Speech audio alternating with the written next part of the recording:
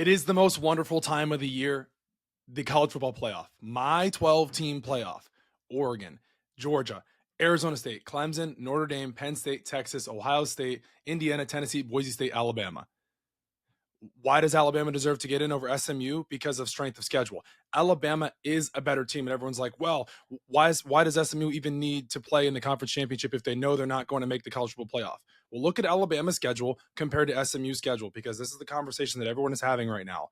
Alabama deserves to get in over SMU. I understand SMU went to their conference championship and they lost to Clemson by 3. Alabama beat Georgia. Alabama beat South Carolina.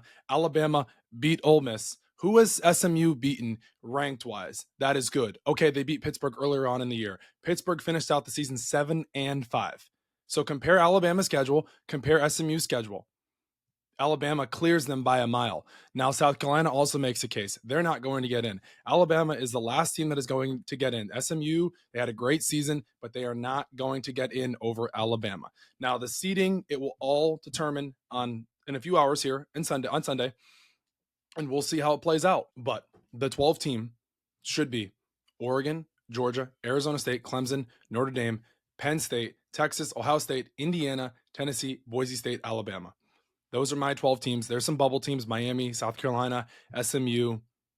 I know Dabo Swinney said last night, SMU should be in. That is a playoff team over there. That is a playoff team over there.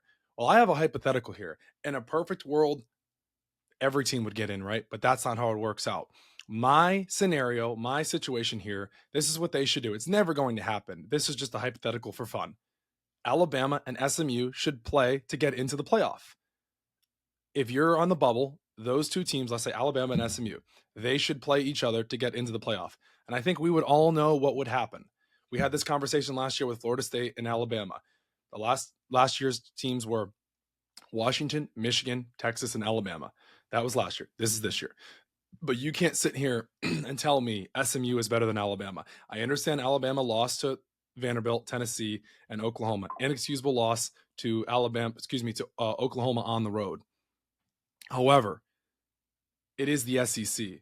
It is a total different conference than the ACC. Now, hats off to SMU on a great season. They played their tails off. They got to the ACC championship. They just came into the ACC.